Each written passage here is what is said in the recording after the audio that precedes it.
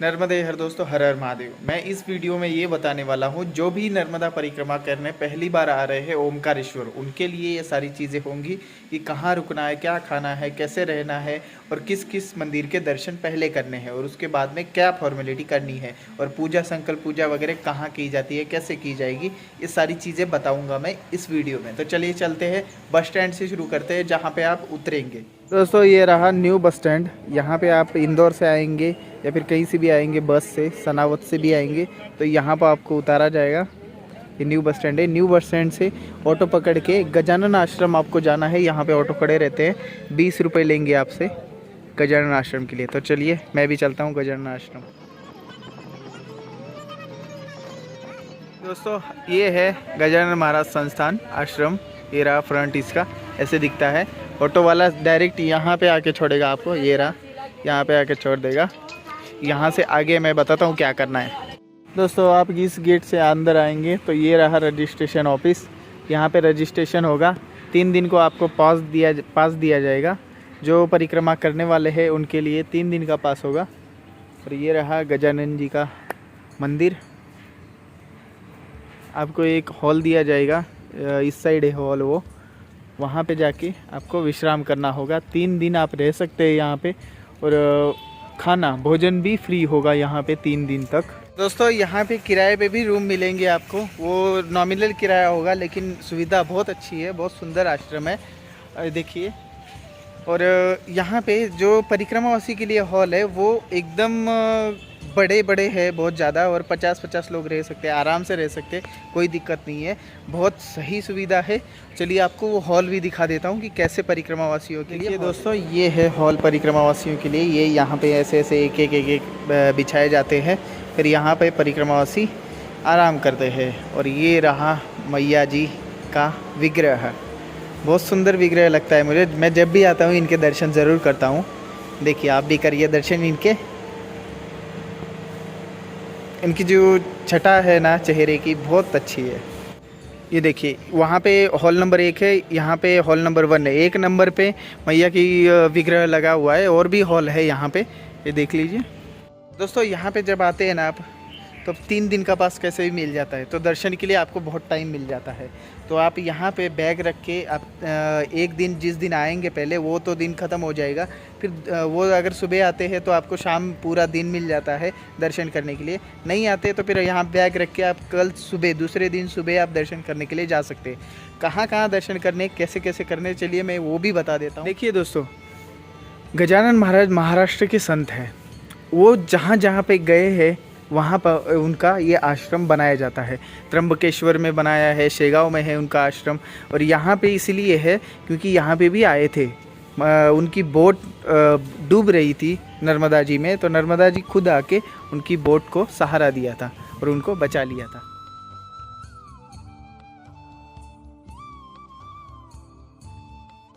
ये है गजानन आश्रम का गेट, और यहाँ पे है, ये रहा, ये ममलेश्वर जी का गेट है आपको। और ये सीधा रोड जा रहा है ब्रह्मपुरी घाट की तरफ और गौ घाट की तरफ जा रहा है ये रोड। ममलेश्वर जी के पहले दर्शन करने हैं दोस्तों, याद रखिए कभी भी। दोस्तों उस गेट से हम अंदर जाएंगे तब वॉकिंग डिस्टेंस पे है ममलेश्वर मंदिर। ये रहे ममलेश्वर जी का शिखर दर्शन, और बहुत सुंदर मंदिर, प्राचीन मंदिर। और असली ज्योतिर्लिंग जिनको बोलते हैं 12 ज्योतिर्लिंग में से, वो यहीं पे है, यही है वो ममलेश्वर जी। और यहाँ से हम पीछे से जाते हुए आगे की गेट की तरफ जाके इनके दर्शन करके आ जाएंगे। दोस्तों ये ममलेश्वर मंदिर है, और यहाँ पे एक प्राचीन मंदिर है शिव जी का, इनके भी दर्शन करना आपने। इनके पीछे एक मंदिर है काशी विश्वनाथ जी का, वो भी दर्शन करना आपने। और यहाँ पे दर्शन बहुत जल्दी हो जाएंगे, यहाँ पे इतनी भीड़ नहीं रहती, और बहुत सुंदर मंदिर है अंदर से। इनके दर्शन करके फिर आप गौ घाट की तरफ जाएंगे। इसके ठीक सामने से गौ घाट का रास्ता जाता है। ये रहा ममलेश्वर जी का गेट, और यहाँ से ठीक गौ घाट नीचे। दोस्तों ये रहा ममलेश्वर जी के आगे से, गजानन आश्रम से आते हैं तो इस साइड से आएंगे, और ममलेश्वर जी से आएंगे तो इस साइड से आएंगे। अब गौ घाट पे आ गए हम, गौ घाट के दर्शन आपके हो जाएंगे। दोस्तों ये है गौ घाट, ये रहा गौ घाट। और यहाँ से, यहीं से हमें गौ घाट से ही होते हैं ओमकार जी के शिखर दर्शन।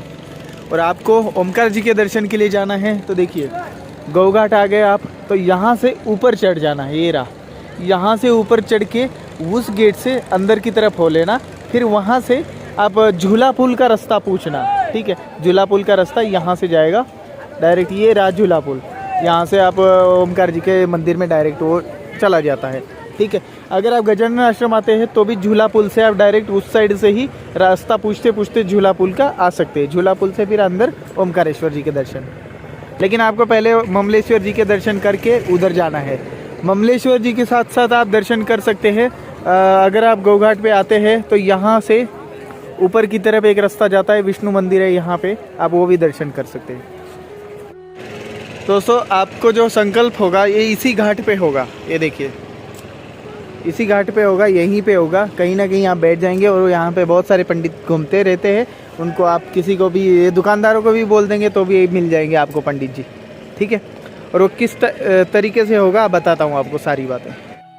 दोस्तों ये देखिए और एक बात बता दी जाएगी आपको, संकल्प के बाद में यहाँ पे संकल्प करा जाएगा और आपको बोला जाएगा वहाँ पे मैं नहीं जाना आपको, वो क्योंकि वहाँ पे गौ धारा है, इस वजह से वो गौघाट पे जो धारा है वो नर्मदा जी की मानी जाती है, इस वजह से आपको लांगनी नहीं है ये बोला जाएगा। लेकिन उसकी भी बात मैं बताता हूँ क्या है सीन, चलिए। दोस्तों बहुत सारे लोगों का सवाल होता है कि ओमकारेश्वर में दंड मिलते हैं कि नहीं, जो लाठियाँ हैं जो लेके जाते हैं वो मिलते हैं कि नहीं। देखिए यहाँ पे आपको मिल जाएंगे, सारी तरफ मिल जाएंगे, सारी दुकानों में रहते ही है, ठीक है।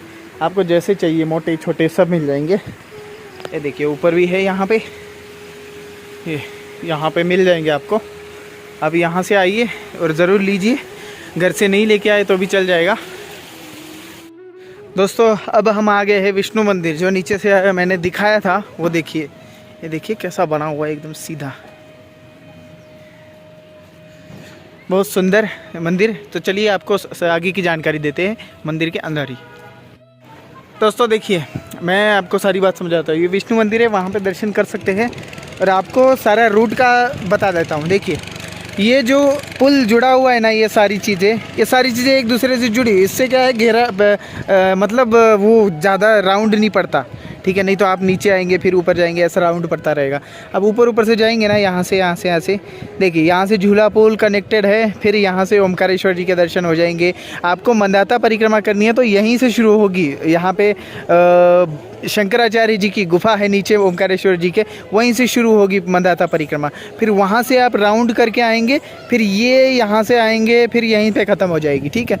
तो ये रही मंदाता परिक्रमा, आपको दर्शन करने हो तो। और संकल्प का बात ऐसा है, आपको गौघाट पे संकल्प हो जाएगा यहाँ पे, फिर यहाँ से यहाँ की तरफ जाएंगे तो ये परिक्रमा मार्ग शुरू हो जाएगा आपका यहाँ तक। तो उस साइड नहीं जाना आपको, ऐसा बोला जाता है, लेकिन उसमें भी लूप होल्स है, वो मैं बताऊँगा आगे, ठीक है। बाकी दर्शन कर लीजिए आप नर्मदा जी के, आज सुंदर और आज भीड़ नहीं है बिल्कुल। चलिए ये रहे विष्णु जी। दोस्तों अब हम थक गए थोड़ा सा, इस वजह से हम आ गए लस्सी पीने जेपी चौक।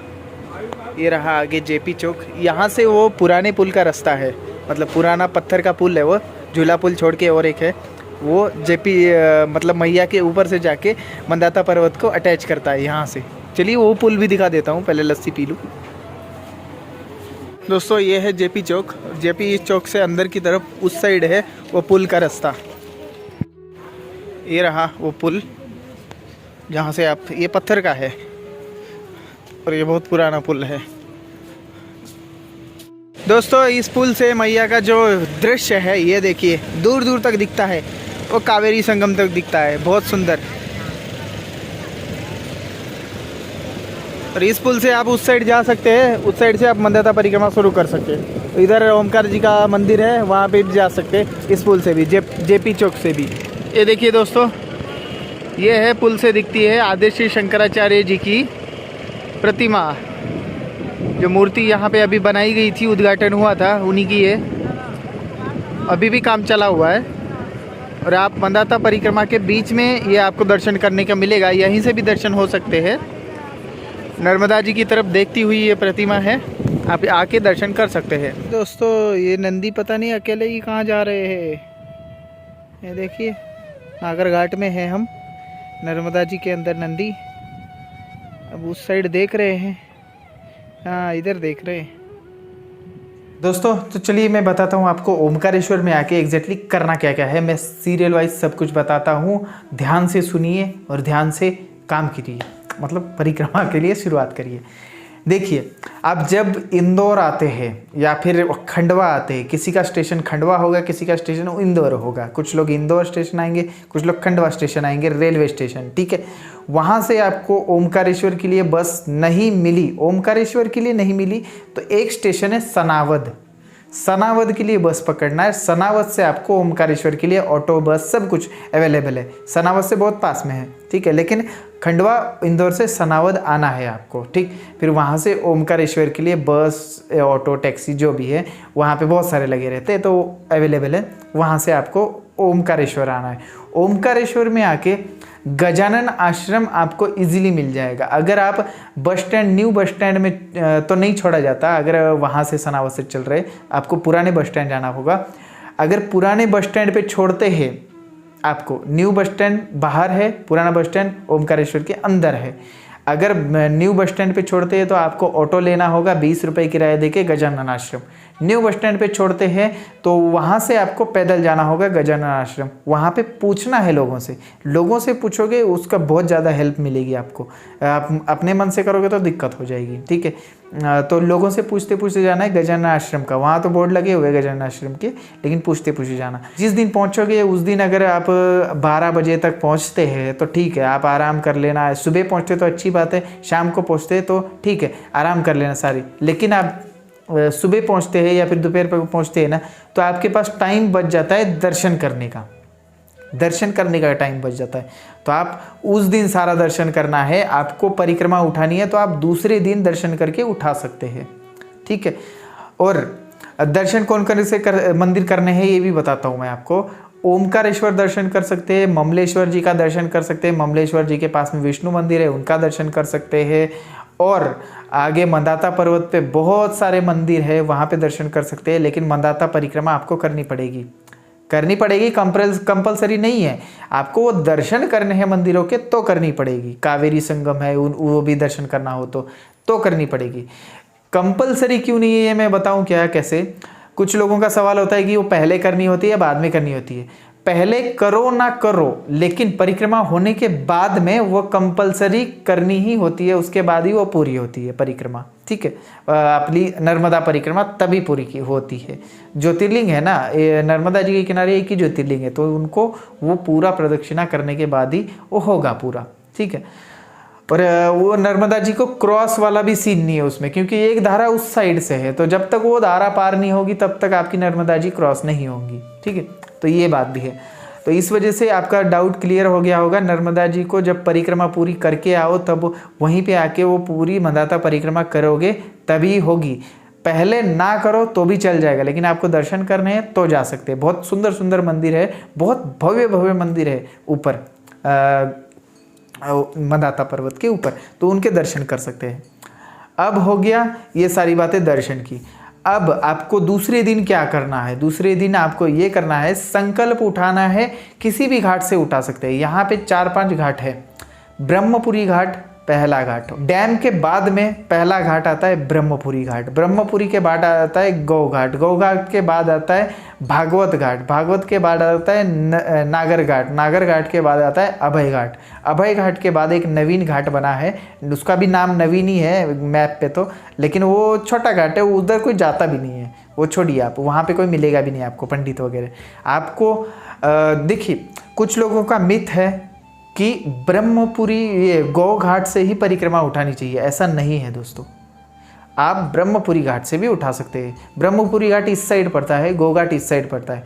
अगर आप ब्रह्मपुरी घाट से उठाते हैं तो यहीं से आगे हो लेते, गौ घाट आना ही नहीं है, फिर आपको फिर डायरेक्ट निकल जाना है, ऐसा कर सकते हैं। नागर घाट इस साइड है, फिर गौ घाट के इस साइड, फिर नागर घाट से उठा लेते तो डायरेक्ट उधर ही उधर, इधर वापस नहीं आना फिर, ठीक है, ऐसा होता है। और गौ घाट से उठा के ना, वो गौ घाट की जो धारा है उसको नर्मदा जी की धारा बोला जाता है, तो इस वजह से पंडित लोग बोलते हैं कि अब उस साइड नहीं जाना, इस वजह से वो बोलते हैं बस, ठीक है। लेकिन उसमें थोड़ा सा मिसअंडरस्टैंडिंग होती है और वो थोड़ा गलत चीज़ें बनाई गई है। वो बनाई तो क्या गई है, वो सिर्फ मान्यताओं के इस पे बना होती है, लेकिन असली बेस तो ये है कि ऐसा होता ही नहीं है कि भाई हम कहीं पे लांग नहीं रहे नर्मदा जी को। वो सिर्फ गौधारा है, उस वजह से बोला जाता है कि उस तरफ नहीं जाना, आप इतना तो मानो, ऐसा बोला जाता है। लेकिन अगर कोई समझ लो हम पुनासा से उठा रहे तो गौधारा तो इधर ही रह जाएगी। पुनासा से उठा के फिर गौधारा लांग के ही जाना पड़ेगा ना। अगर आप ब्रह्मपुरी घाट से उठा रहे तो गौधारा से ऊपर से ही जाना पड़ेगा, वो तो लांगना ही हुआ ना फिर उसको। ये बात है दोस्तों। तो उस पर इतना ज़्यादा ये नहीं है, आप किसी भी घाट से उठा सकते हैं, दक्षिण घाट से आप बिल्कुल जा सकते। आपको करना क्या है, किसी भी घाट पे जाना है, सुबह जिस दिन आप परिक्रमा उठाओगे उससे 6 बजे तक आप घाट पे चले जाना है। वहीं पे स्नान कर लेना है। मुंडन आप पहले दिन करोगे फिर वहीं पे करोगे तो भी वो आपको सोचना है कि आपके टाइम के हिसाब से। फिर आपको जाना कैसे है, सारा सामान उठा के लेके जाना है जो आपको परिक्रमा में चाहिए, और बैग वो सभी कुछ। आपको वहाँ से फिर आश्रम में वापस नहीं आना है, ये बात मैं बता दूँ। आपको सारा सामान उठा के ले जाना, वहाँ पे रख लेना, और एक पंडित जी को पकड़ लेना, उनको बोलना कि भाई संकल्प पूजा करानी है, इस ऐसा चीज़ है तो ठीक है। संकल्प पूजा आपको करा देंगे, वो बता देंगे सब कि मुंडन वगैरह कराना है या ये कराना है, सब कुछ करा देंगे वो। फिर वहाँ से आपने निकल जाना है। गौ घाट पे करेंगे तो भी यही कंपलसरी होगा, नागर घाट पे करेंगे तो भी यही, सब कुछ यही होगा, ठीक है। तो ये सारी चीज़ें हैं, तो आपको ऐसी शुरुआत करनी है। अब कुछ लोगों का प्रश्न था कि वहाँ पे कमंडल मिलते हैं क्या और दंड मिलते हैं क्या। कमंडल दंड आपको सभी मिल जाएगा। आपको मिलने वाली कोई चीज़ है, बहुत सारी चीज़ें हैं कि नहीं मिलेगी। आपको बैग अच्छी नहीं मिलेगी ओमकारेश्वर में, आपको स्लीपिंग बैग नहीं मिलेगी, ठीक है। आप जो फॉर्म लेके आते हैं, फॉर्म एक जगह मिलते हैं, विष्णु मंदिर के सामने मिलते हैं। विष्णु मंदिर आप पूछ लेना, गौघाट से ऊपर वाला विष्णु मंदिर, उसके सामने एक कपड़े की दुकान है, वहाँ पे फॉर्म मिलते हैं।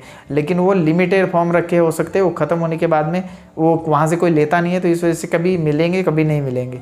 तो आप फॉर्म लेके आएंगे तो अच्छा होगा। और अच्छा ब्लैंकेट तो यहाँ पे मिल जाएगा, लेकिन वो महंगा मिल सकता है दोस्तों। ओमकारेश्वर में थोड़ा थोड़ा महंगा मिल सकता है। कमंडल आप घर से ले आ सकते हैं, वो केटली होती है दूध वाली, उसको ही कमंडल बोला जाता है, तो आप वो ले आ सकते हैं। दंड आपको अच्छी क्वालिटी का यहाँ पे मिल जाएगा, घर पे मिलता है तो ठीक है, लेके आ जाइए। और आप थाली लेके आइए दोस्तों। बहुत सारे लोग थाली लेना भूल जाते हैं। थाली कौन सी लेनी है मैं बताता हूँ। थाली में जो कटोरियाँ होती है, देखो 3 कटोरियाँ ऐसी छोटी होती है, एक बड़ी होती है। थाली के अंदर ही, कटोरी एक्स्ट्रा नहीं लेके आनी, वो थाली के अंदर ही होती है कटोरिया, वो लेके आइए। वो एक ही में सब कुछ हो जाएगा। तो एक थाली वो ले लीजिए, एक गिलास ले लीजिए, बस इतना ही चाहिए, बाकी कुछ भी नहीं चाहिए। बाकी आप जो सामान रेगुलर हैं, दवाइयाँ वगैरह, ये वो सब सारी चीज़ें चलेगी, ठीक है। फिर वहाँ से और एक चीज़ बताता हूँ आपको कि भाई जब शुरू करते हैं, कुछ लोग हमारी नर्मदा परिक्रमा देख के राम राम इंडिया पे क्या करते हैं, वो उस मार्ग से जाना चाहते हैं, लेकिन उनको बताया जाता है गलत मार्ग। मैंने क्या किया, गौघाट से उठाया, फिर नागर घाट गया, नागर घाट से अभय घाट गया, अभय घाट से डायरेक्ट जंगल घुस गया। ओमकारेश्वर का जंगल था ना, नर्मदा जी को देखते देखते देखते ओमकारेश्वर के जंगल में घुस गया। जंगल में घुसने के बाद में किनारा भी मुझे अच्छा मिला, आनंद भी आया, जंगल का भी आनंद आया, मुझे एकांत भी मिला। ऐसा होता गया। और वो परिक्रमा देख के, वो सेम रूट देख के कुछ लोग आते हैं, लेकिन वो रूट मिल नहीं पाता। वो होगा ऐसे, लोग बताएंगे आपको रोड का रास्ता, तो मोरटक्का होके ऐसे रोड का रास्ता बताएंगे। वो ना जाते हुए आप नागर घाट की तरफ से, नागर घाट का रास्ता पूछिए, नागर घाट से डायरेक्ट नागर घाट से ही आगे हो लीजिए। नागर घाट से अभय घाट, अभय घाट से फिर कच्चा रास्ता लगेगा आपको, उसी किनारे से आप पत्थर होके चले जाएंगे ना, तो आपको वो आनंद मिल पाएगा। वहाँ पे एक सूर्य कुंड है, वो भी मिलेगा, खड़ा पहाड़ भी मिलेगा। टफ है दोस्तों, रास्ता भी टफ है और सब कुछ टफ है, लेकिन आनंद है उसमें। आपको अगर वो रास्ता चाहिए तो किनारे वाला वो रास्ता मिलेगा, आपको अगर रोड का रास्ता चाहिए रोड का रास्ता मिलेगा। ये सारी चीज़ें थी। बाकी कुछ चीज़ें रह गई हो तो बताइएगा ज़रूर, मैं आपको बताने की कोशिश करूँगा, ठीक है। और पूजा का सामान भी पूछा जाता है। पूजा का सामान अगली वीडियो में बताऊंगा। चलिए, वो आप इस वीडियो में नहीं, ये बहुत लंबी होती जा रही है, ठीक है। चलिए, आज के लिए इतना ही। नर्मदे हर हर महादेव।